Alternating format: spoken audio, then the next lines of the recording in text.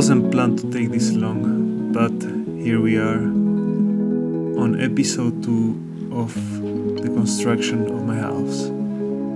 I'm recording this voice in June and the footage starts May 16th. We are focusing on creating a barrier for the moisture on the beams, under the beams, that will prevent them from rotting easily.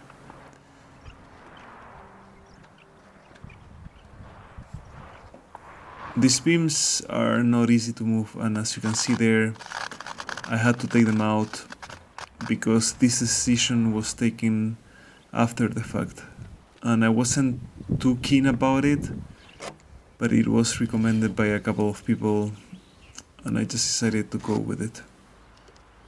And here I am marking the joists, and the joists are 50 centimeters apart, and I'm looking at the camera in this provocative way because actually being filmed and doing all of this kind of gives me a sense of responsibility.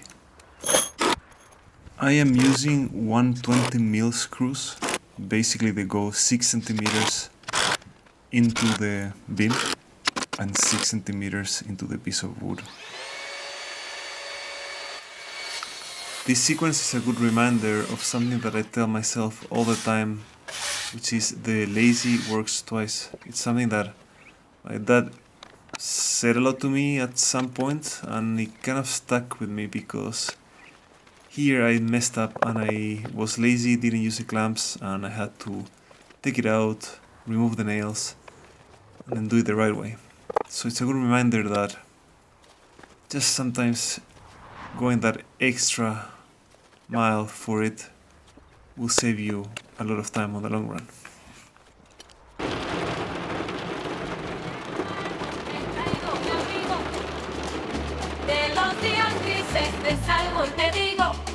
Con esta caravana blanca en la montaña o el trigo, un santuario de más para ti.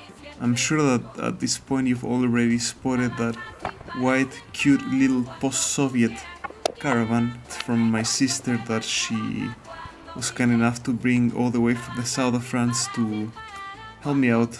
It's an amazing thing to have because I can store things, eat, rest, and because the weather here is so unpredictable, it allows me to actually run from the rain. And at this point I'm an expert. I keep going back and forth because it always rains here. And this is not very usual actually. It's kind of a uncommon pattern for France to have this amount of rain, but it is what it is. And it's important to have something like this to raise the morale.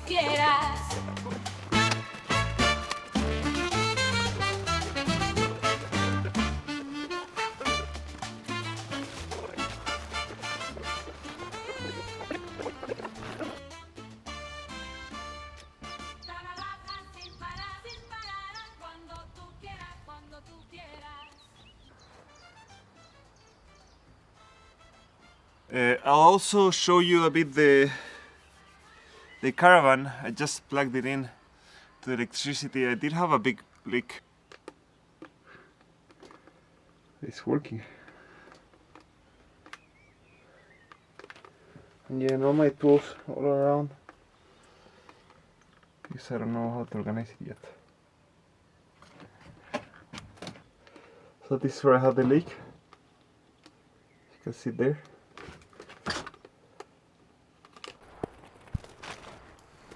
I think it's been pretty clear at this point that the rain has been a big issue. And one of the issues that I faced was to find a solution to put the beams over this black tar that I put on the plots, because it was just not drying. It would always rain and it wouldn't have enough consistency to place the beams without making a mess. So we decided to put those little plastic sheets that don't look very nice, but you gotta find solution to the shit that happens. And while handling one of the beams, we did face a little bit of a challenge.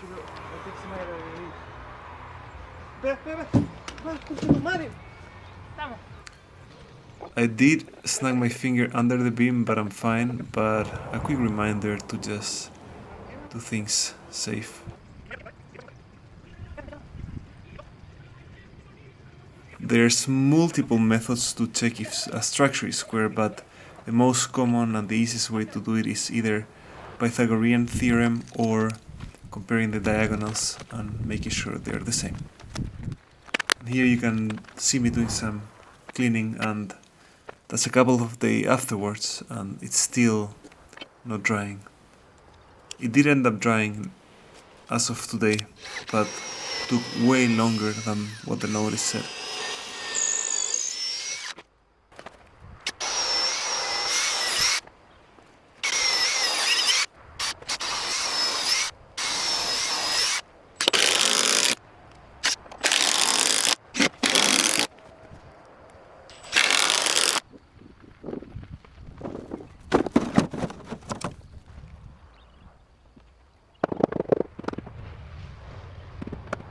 The next sequences are more focused on woodworking, and the beam that you see there had more than 5 or 6 millimeters of height than I needed, and I had to use the electrical hand planer to bring it to the right height.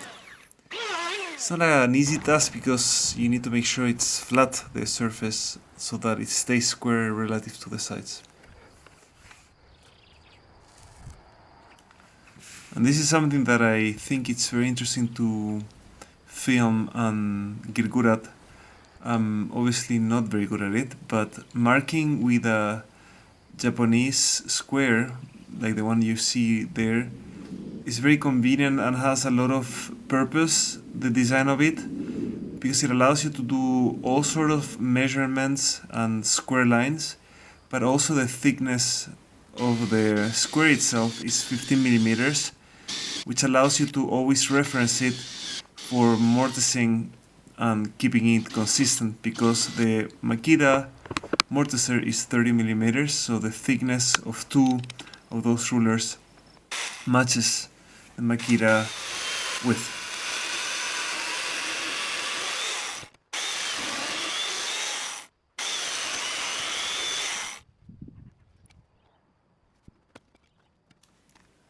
These mortises are here to receive big standing posts that will be supporting a big beam that will be itself supporting the network of the roof system.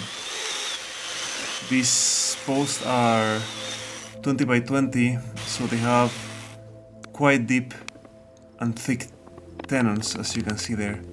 Not easy to work on this because you need deep chisels to find the edges and make sure you're getting at the right depth. In my case, I'm at 12 centimeters of depth, which is 1/3 of the beam that I'm working on. My beams are 36 centimeters, and it's not easy. It's actually quite challenging. This is a second way to actually do the mortise, and because I couldn't use my Makita mortiser, I went ahead and used this other technique, which is just using a drill. I'm trying not to get too technical, but for the curious, you need to make sure that the mortise is square. That's the hardest part, and that the depth goes a little bit deeper than the length of the tenon, so you never face with the issue of the tenon hitting before.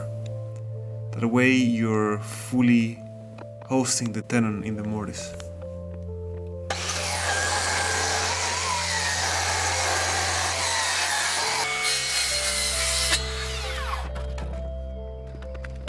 Between the joists, I've put this little piece of wood that will help support the OSB. I'm using 12mm OSB 3, and the reason that I'm using OSB 3 on the bottom of the joist is to be able to support the insulation, and I will be using wood fiber insulation that is 22 centimeters thick. be honest, it's been very complicated to pull the trigger on doing the insulation just because of the weather. It absolutely cannot take water. OSB shouldn't take, but can handle it if it has the time to dry properly. But insulation is something you don't want to mess with, and it's been quite stressful. Oh. And there's nothing more pleasant than being in the middle of your work session and having a friend visit and lend you a hand. So here's Audric. You've already met his brother Albert on the previous video. And here we are hammering down the joists, but I thought this might work and he didn't believe me. But look at this. Maybe sometimes you just gotta go the rough way.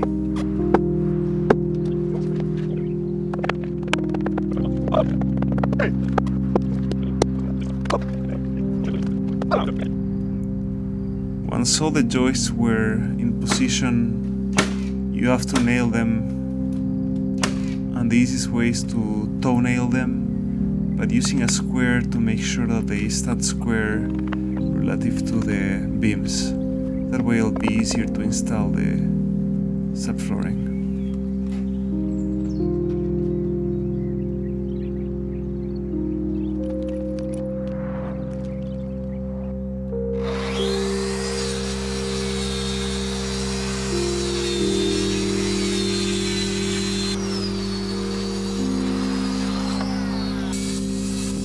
You've probably noticed that I do have a lot of tools at this point, and I haven't bought all of them in one go because of the house construction. If you've seen some of my older videos, I do some traditional like cabinetry making stuff, and I've been buying them for the last 4 years at this point. And some of them have really helped the process, so investing the money in the right tool will pay back your time, which is precious not only because it's just time, but because repeating the same tedious task over and over can be very demoralizing, can be tiring, and make you waste more money on the long run.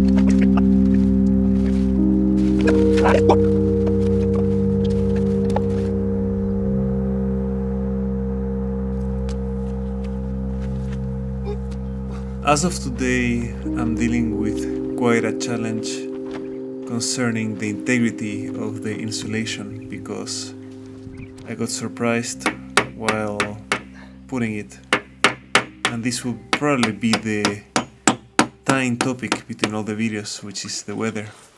The weather has been extremely complicated, and I did get unlucky. The day that it wasn't supposed to rain, it did rain, so a lot of my insulation got wet, and then I had to dry it. A lot of hours wasted, and replace some of it, and then put the membrane, but that's for the next video. So I hope you enjoyed this video.